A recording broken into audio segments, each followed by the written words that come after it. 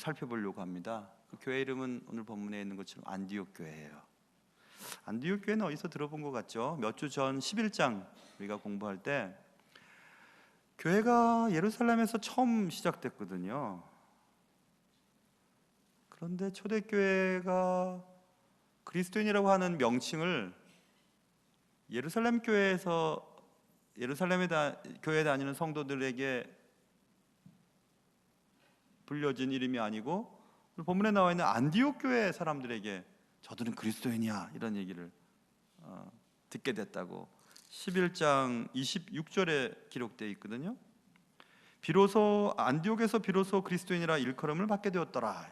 그리스도인, 크리스찬, 그리스도인다운 사람들, 그리스도를 쫓는 무리들, 그리스도 같은 사람들, 그리스도당 이런 뜻이죠. 그런 명칭을 안디옥 교회에서 듣게 됐어요. 물론 문화적인 또 규모적으로 볼 때 안디옥 지역은 예루살렘보다 크고 또 지리적으로도 매우 중요한 지역에 있던 도시였습니다. 그러나 영적으로 보자면 촌구석이거든요. 그런데 그 안디옥 교회에서 그리스도인이라고 하는 명칭을 불리게 되었다라는 것은 좀 독특한 거죠. 무엇이 안디옥 교회를 다른 교회들과 다르게 만들었을까? 또 우리가 조금 있다가 살펴보겠지만 안디옥 교회는 하나님께서 이방인들을 위한 최초로 선교사를 파송한 교회이기도 해요. 교회사적으로 보면, 구원사적으로 보면 안디옥 교회는 대단히 중요한 교회입니다. 무엇이 안디옥 교회를 그런 교회가 되게 했을까?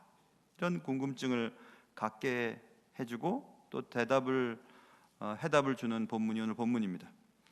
안디옥 교회에 관한 몇 가지 사실들을 살펴보면서 오늘 제목처럼 우리도 그들처럼 세상 사람들에게 저들은 그리스도인이야 라는 일컬음을 받게 되는 은혜가 여러분과 저에게 있기를 주님의 이름으로 축원합니다.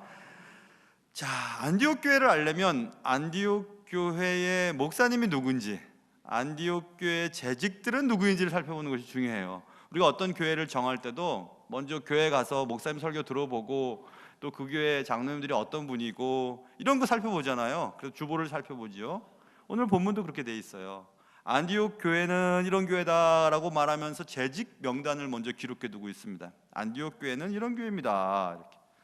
안디옥 교회라고 하는 교회는 우리가 이미 살펴본 사도행전 11장 19절부터 기록이 되어 있는데요. 예루살렘의 스데반 집사님이 돌에 맞아 죽는 핍박이 벌어지고 초대교회가 환란에 빠집니다. 그때 예수 믿는 사람들 다 여기저기 흩어질 때에 안디옥까지도 도망간 그리스도인들이 있었어요. 예수 믿는 사람들이. 그래서 안디옥에서 교회를 이제 시작합니다. 기록에 보면 안디옥의 동굴 안에서 교회를 시작했다고 기록이 남아 있는데 어찌됐든 피난민 교회예요. 저도 자란 교회가 북에서 내려오신 분들이 교회를 세운 피난민 교회였는데요. 그래서 교회 어른들이 다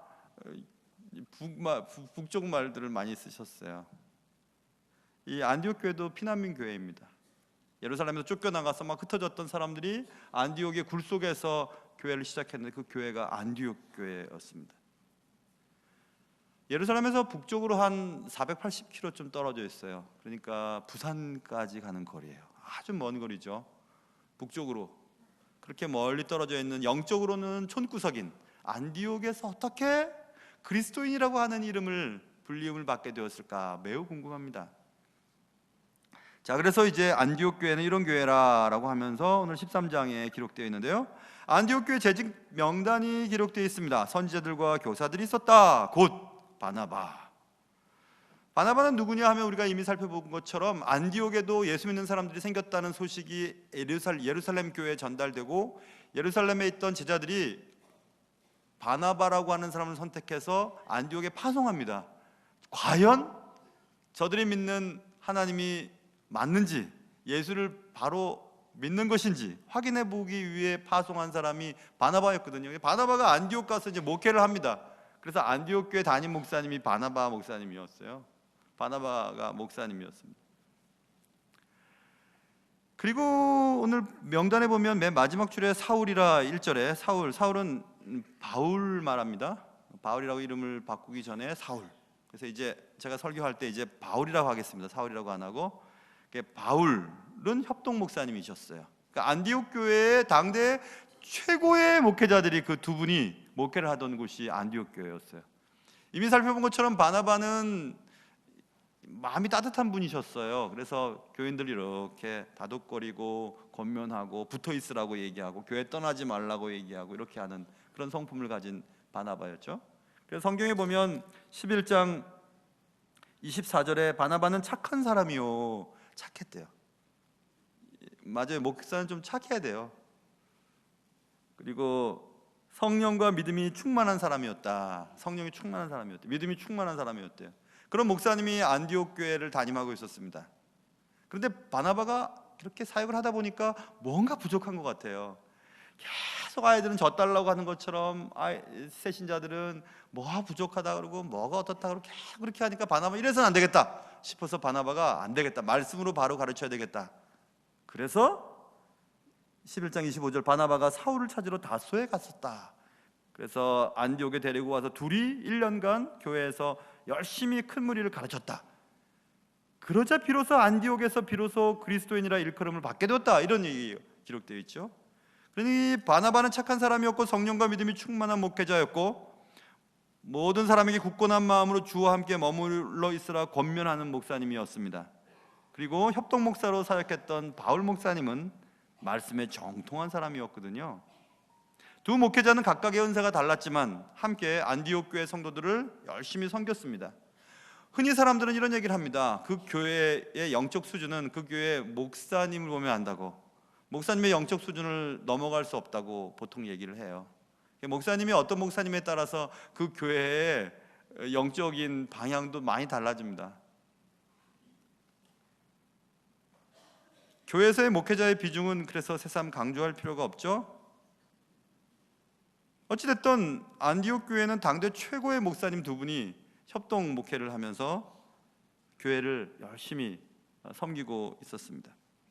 그런데 여러분, 교회가 교회다워지려면 목회자 혼자 힘으로는 절대 안 됩니다.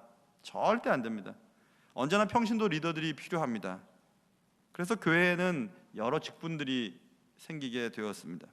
오늘 본문에 보시면 바나바와 사울, 바울 양쪽 앞과 뒤 이 목사님들 가운데 있는 분들 보세요. 니게르라 하는 시몬과 구레네 사람 루기오와 분봉한 헤롯의 젖동생 마나엔이 있었다, 이렇게 말하고 있죠. 재직들의 명단입니다. 본문에 먼저 니게르라 하는 시므온인데 니게르라고 많이 불렀다는 거예요. 별명을. 니게르는 영어에서 니그로라고, 우리가 예전에 얼굴 까만 분들을 막 그렇게 얘기하죠. 그 어원이 같아요. 그래서 검다라는 뜻이거든요. 그러니까 니게르라 하는, 그러니까 얼굴 까만, 인종적으로 아마 좀 차이가 있었던 것 같아요. 그런 시므온, 하나님이 들으셨다라고 하는 이름이에요. 근데 굳이 재직 명단에서 별명도 그리고 좀 있다가 출신지도 기록하는 것을 보면 이런 것을 통해서 어떤 사람이었음을 우리가 파악하게 하기 위한 힌트거든요. 그래서 오늘 본문에 니게르라 하는 시므온, 얼굴이 까마나 하나님이 들으셨다고 하는 이름을 가진 자, 두 가지가 들어있어요. 그의 출신, 그의 인종, 그리고 그의 신앙의 색깔을 드러내주는 단어예요. 하나님이 들으셨다, 기도 많이 하는 사람이었다는 얘기. 기도를 많이 하는 분이었어요. 재직의 어떤 분은. 그리고 또 두 번째 오늘 본문에 보면 구레네 사람 루기오, 구레네는 지역을 나타내기도 하고 섬의 이름이기도 해요. 어찌됐든 촌동네예요. 촌동네 사람, 촌사람 루기오는 조명, 비추다 이런 뜻을 가지고 있는 단어예요. 왜 자꾸 이름으로 그 사람에 대해서 설명을 하냐면 이스라엘 사람들은 이름이 그의 정체성이에요. 이름을 드러낼 때는 그 사람의 정체성을 알려주는 힌트를 제공해 주거든요. 그래서 오늘 구레네 사람 루기오, 그는 촌사람이었는데 조명 그리고 빛, 광명이라는 뜻을 가지고 있으니 조명, 광명, 빛은 하나님의 말씀을 선명하게 만들어주는 도구예요. 이 사람은 말씀 중심의 사람이었구나 라고 우리가 힌트를 얻을 수 있습니다. 자, 그러면 이 두 사람을 볼 때 안디옥 교회는 기도를 열심히 하는 사람도 있었고 말씀을 굉장히 중요하게 여기는 사람도 있었구나. 그렇게 같이 있었다는 얘기예요.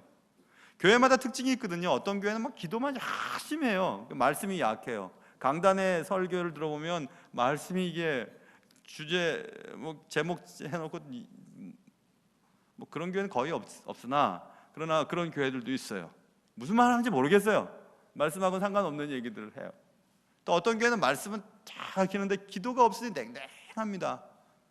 그런데 이 안디옥 교회는 기도와 말씀이 다 있었다는 것을 드러내주고 있는 단어죠. 그리고 또 한 명의 이름이 기록되어 있습니다. 그것은 분봉왕 헤롯. 당대 팔레스틴 지역을 통치하고 있던 분봉왕 왕 헤롯의 젖동생 마나엔이라고 하는 사람이 있었습니다. 그러면 마나엔의 엄마의 젖을 먹고 헤롯이 자랐다는 얘기죠. 그렇죠? 마나엔이 헤롯의 젖동생이라고 하니까, 그러니까 실제적으로 혈통적으로 젖동생이 아니고 젖동생이라는 얘기예요. 젖을 먹은. 그러니까 마나엔의 엄마가 헤롯이 어린 아기일 때, 왕자일 때 그를 먹여 키웠다는 얘기죠. 그러니 마나엔 가문은 그래도 안정된 가문의 사람이었음을 드러내주는 단어죠. 굳이 헤롯의 젖동생 마나엔이라고 기록한 것을 보면 이 단어를 통해서 우리가 마나엔이 어떤 가문 사람인 것을 짐작하게끔 만들어주는 설명이거든요.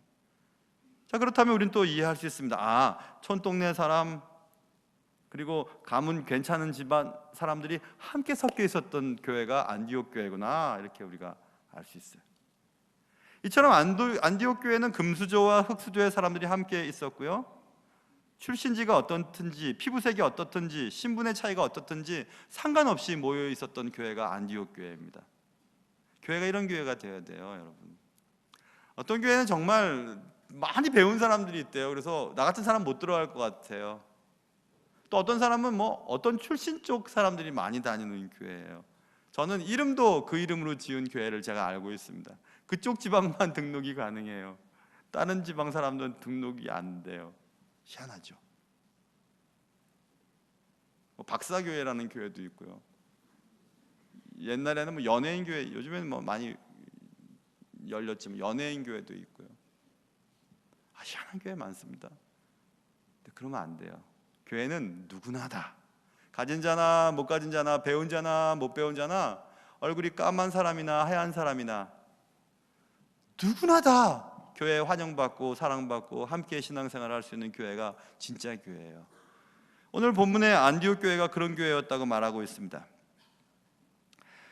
안디옥 교회는 모든 사람들이 함께 잘 어우러져 있었던 교회인 것을 드러내주고 있죠. 교회는 그래야 됩니다.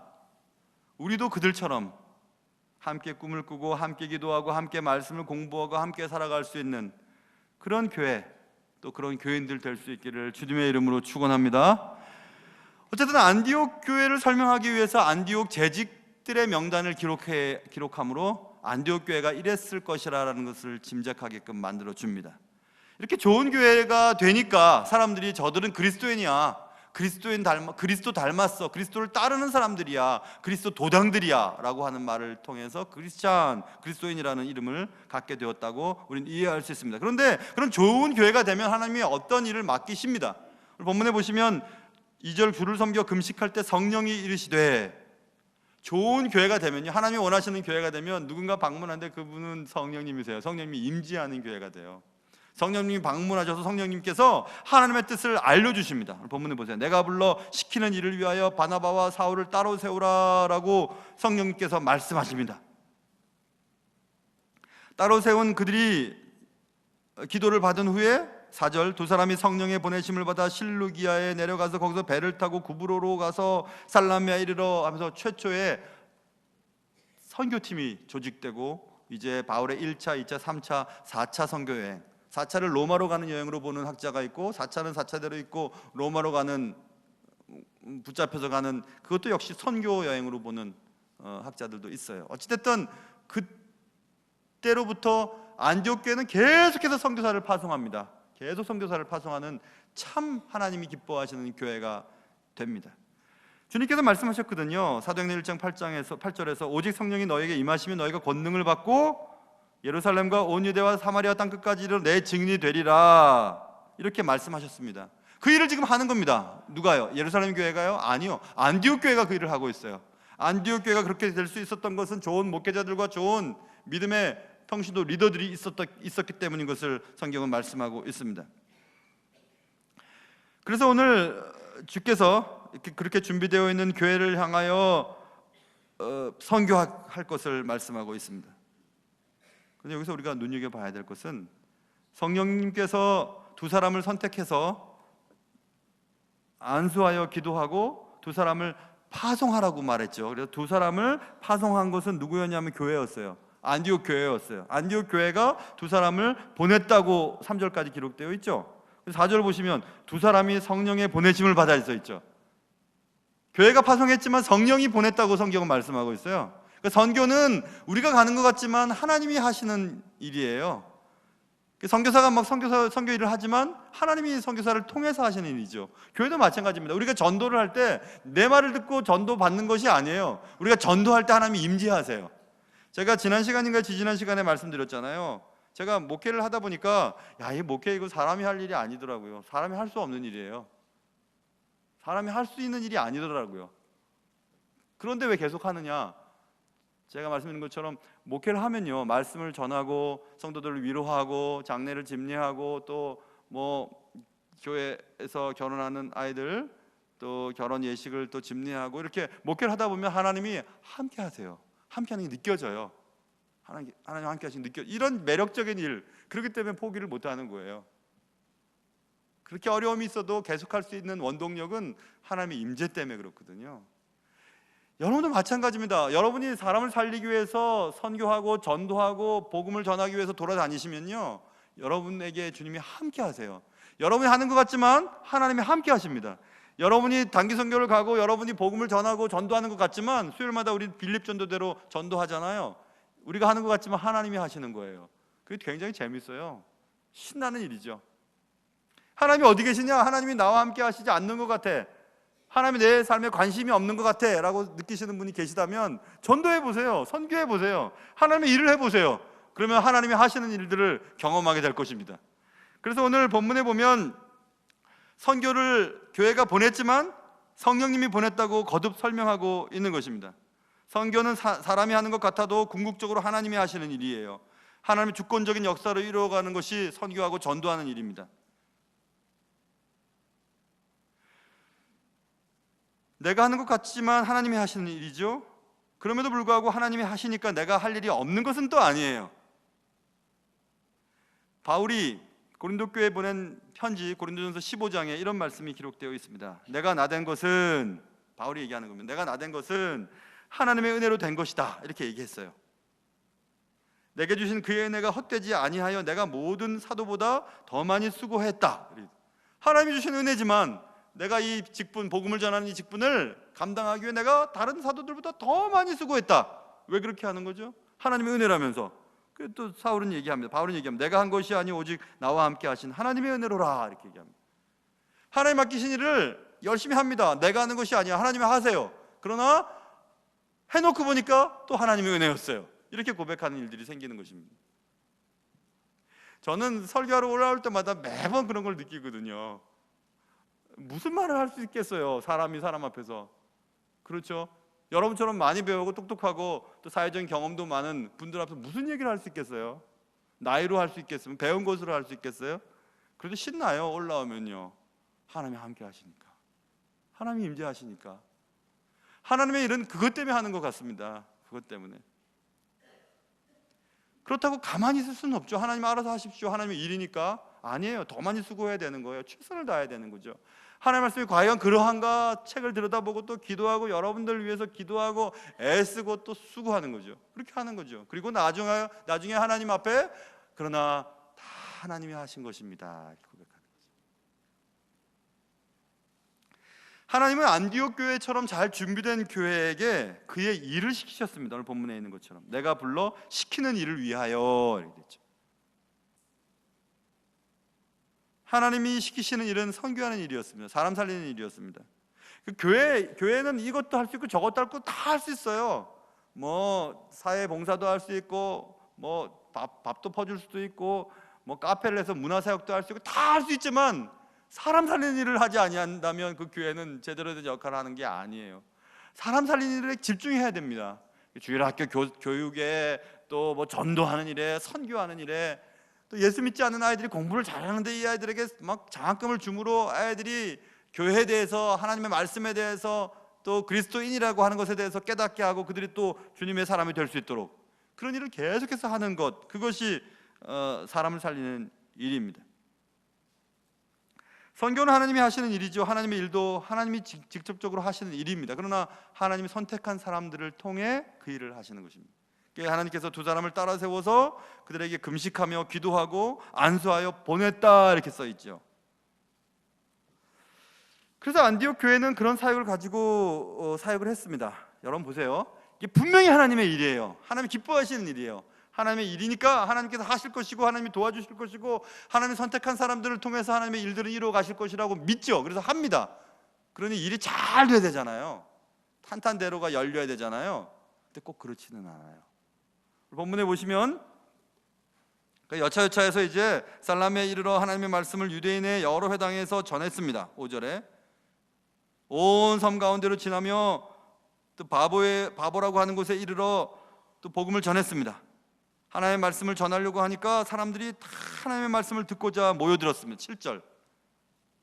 그렇죠. 하나님의 말씀을 듣는 사람들이 필요했겠죠. 그리고 하나님은 그 일을 위해서 그들을 부르셨겠죠. 그러니 하나님의 길이 잘 열게 되었습니다. 그런데 6절, 어떤 마술사를 만났습니다. 거짓 선지자였어요. 그 마술사가 하나님의 일을 하는 것들을 방해하는 장면이 8절에 나왔죠. 이 마술사 엘루마는 그들을 대적하여 총독으로 믿지 못하게 힘쓰니라. 하나님의 말씀을 듣고자 하는 사람도 있었지만 믿지 못하게 힘쓰는 자들도 있었다, 이렇게 성경은 말씀하고 있습니다. 그 선교는, 전도는, 목회는, 또 사역은, 모든 것은 다 하나님의 일이지만 언제나 반대하는 세력은 있기 마련이에요. 이상하죠? 교만하지 않게 하기 위해서 그런지, 왜 그런지 아무튼 하나님의 일을 해도 하나님의 일이 아무런 반대 없이 진행되는 법은 한순간도 없습니다. 한 번도 그런 일은 없어요. 저도 목회를 오래 해봤지만은, 목회를 하면서 순탄하게 되는 것이 더 두려운 일이에요. 꼭 반대 세력이 나타나고 꼭 문제가 생깁니다. 그런데 그 문제가 생겼을 때 우리는 보통 여러 가지 것 중에 하나를 선택하게 됩니다. 포기. 내가 주일을 좀 해보려고 하는데 이런 문제가 생겼네. 아예 안 할래. 안 하고 그냥 가만히 있어야지. 예배만 그냥 왔다 갔다 해야지. 뭐 한다고 나섰다가 이런 문제를 당해? 하고 가만히 있어야지 하면서 포기해버리는 경우가 있고요. 또 성질 급한 사람은 네가 뭔데 그러냐고 막 상대하면서 막 싸우는 사람들이 있어요. 교회에서 상처 주면 또 상처 받으면서 상처 주고 막 그러는 사람들이 있습니다. 아니면 그냥 푹 낙심해갖고 아예 교회를 떠나버리는 사람들도 있습니다. 그리고 하나님의 일이니까 하나님이 알아서 하시겠지 하고 하나님께 딱 맡기고요, 내게 주어진 일을 그냥 그대로 하는 사람들도 있어요. 그런데 오늘 바울과 바나바가 그렇게 했어요. 그들을 방해하는 사람들이 나타나고 어쨌든 안 믿게 하기 위해 힘을 막 쓰는 사람들이 나타났지만 계속해서 그 일을 합니다. 그냥 계속해서 포기하지 않고 하나님이 하시라 하신 일을 그냥 맡겨진 일을 하는 겁니다. 하나님이 시키신 일을 그냥 하는 겁니다. 계속 복음을 전하고 애썼습니다. 그렇게 계속해서 하면요, 하나님께서 때가 되면 그 문제를 해결해 주세요.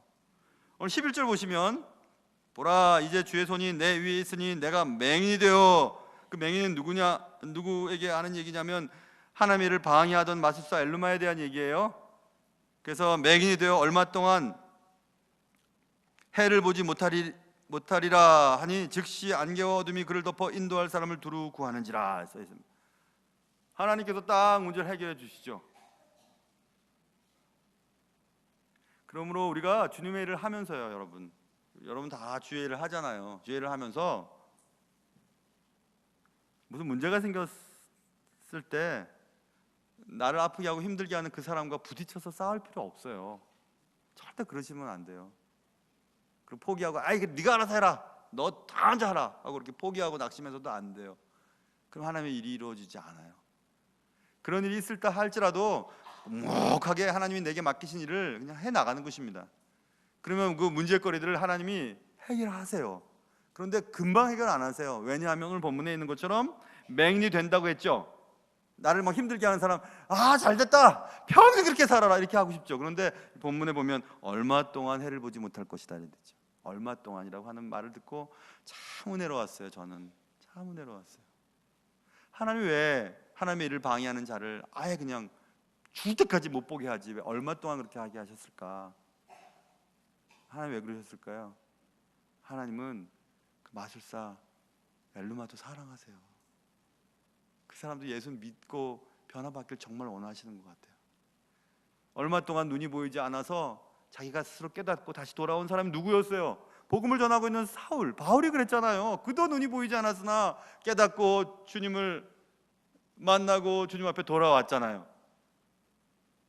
그러니까 여러분과 제가 주의 일을 하거나 또 교회 생활을 할 때 여러분 마음을 너무 아프게 하고 힘들게 하는 사람이 있잖아요. 그가 어떤 일을 당해서 어려운 일을 당하면 잘됐다, 야 정말 잘됐다 그러지 마시고 그를 위해 기도하셔야 돼요. 그를 위해 기도하셔야 돼요. 그에게 하나님이 또 기회를 주시기 때문에 그런 거예요. 그러니 여러분과 생각이 다르고 여러분을 힘들게 하는 사람을 악마처럼 여기면 안 됩니다. 예수 믿는 사람들은 뭐가 문제가 생기면 절대 안 봐요. 다시는 안 보려고 그래요. 그게 무슨 예수 믿는 사람이에요. 그게 세상 사람들도 그렇게 안 합니다. 세상 사람들도 한 교회에서 신앙생활 같이 막 하다가도 무슨 문제가 생기면요, 뭐 죽게 살기로 싸워요. 그리고 그냥 안 봐요. 평생 안 봅니다. 그렇게 제가 10년 동안 얘기를 했는데도 나 때문에 상처받고 교회 떠난 사람들 찾을 생각하지 않는 분들도 계시더라고요. 그러면 안 돼요. 뭐가 악마예요? 그들도 하나님이 사랑하는 사람들인데. 나를 사랑하신 하나님이 나까지 사랑하셨다면 그분도 당연히 사랑하시죠. 나 같은 거 사랑하시는데. 그는 악마고 난 천사예요? 나는 흥부고 그는 놀부예요? 항상 우리 그렇게 생각하거든요. 그래서 저는 이 얼마 동안이란 말 읽고 참 감사했어요. 하나님이 그에게도 또 기회를 주시는구나. 안디옥 교회는 잘 준비되었죠. 좋은 목사님들이 계셨고 또 탁월한 평신도 리더들이 포진되어 있었습니다. 그러자 하나님께서 그 교회에게 하나님이 시키셨어요. 일을 시키셨어요. 그 시킨 일은 하나님이 그토록 바라는 것이었습니다. 그것은 이방 사람들에게도 복음을 전하는 일이었습니다. 생명을 건지는 일입니다. 죽어가는 영혼들을 건지는 일이에요. 그 일이 하나님이 가장 기뻐하시는 일이에요. 그런 일들을 어떤 교회에 시키느냐? 잘 준비된 교회에 시키세요. 맨날 싸우고 뭐 그런 교회 안 시킵니다. 뭐 한다고 그런 교회를 시키겠어요? 그런 교회에 시키겠어요?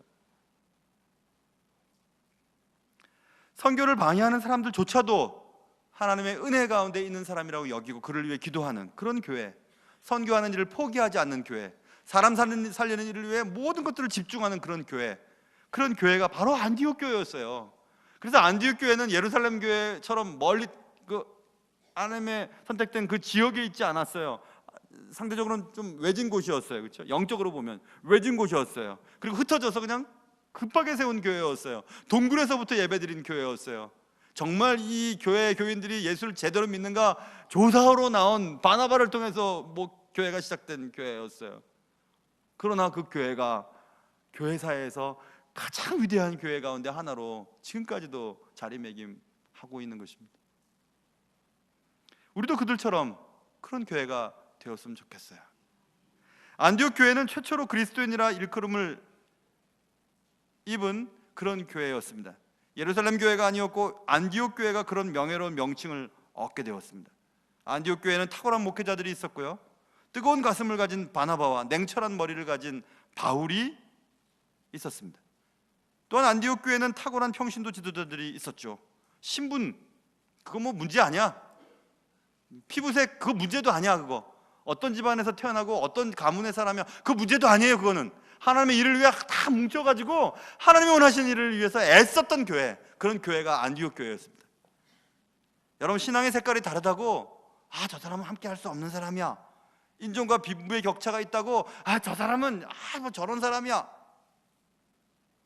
배우지 못한 사람이야, 저 사람은 가난한 사람이야. 저 사람 너무 거만해. 돈이 많아서 너무 많이 배웠다고 막 머리가 뻣뻣해, 목이 뻣뻣해. 그런 사람이 교회 안에서는 어우러져야 돼요. 교회 안에서는 그런 것들이 아무 문제가 되지 않아야 돼요. 다 하나님의 형상을 입은 사람들이 모여서 하나님을 찬양하고, 하나님이 우리 교회와 우리 가정과 나를 위하여 맡겨주신 그 사명을 위해서 애쓰는 그런 성도들이 모인 교회, 그런 교회가 안디옥 교회고 우리가 바라는 그런 교회예요. 그리하여 안디옥 교회는 참된 그리스도인들이 모여있는 교회라고 칭함을 입게 되었고, 이방 선교의 전초 기지로 귀하게 사용되는 그런 교회가 되었습니다. 우리도 그들처럼 그런 교회를 만들어 보고 싶지 않으세요? 여러분과 제가 이 땅을 살아가는 동안 내가 신앙생활을 했던 그런 교회가 사람을 살리는 일에 열심을 내고, 말씀과 또 겉면과 또 모든 사람들이 어우러져서 서로 사랑하고 하나님이 시키신 일을 위해서 애쓰고 노력하고, 예루살렘 교회가 힘들었을 때 막 구제금을 모여서 보낸 교회도 안디옥 교회였어요. 그렇게 애쓰는 그런 좋은 교회, 그런 교회의 주인공이 여러분과 제가 되어서 이 땅에 사는 동안 여러분과 제가 가진 것들을 사용해서 주님이 시키신 일을 잘 감당하여 하나님 앞에 영광 돌리는 그런 은혜가 있기를 주님의 이름으로 축원합니다. 하나님 아버지, 안디옥 교회는 멀리 떨어져 있었고 피난 갔던 사람들이 급하게 모여서 교회를 했던 그런 교회였습니다. 그렇지만 그 교회는 예수를 닮은 사람들이 모여 있다고 해서 그리스도인이라는 이름을 얻게 되었고, 또 하나님이 그토록 원하셨던 이방 선교의 전초 기주로서 대단한 사역들을 감당했습니다. 사랑하는 주님, 우리도 그들처럼 그런 교회, 그런 성도들 될 수 있도록 도와주시옵소서. 예수님의 이름으로 기도합니다.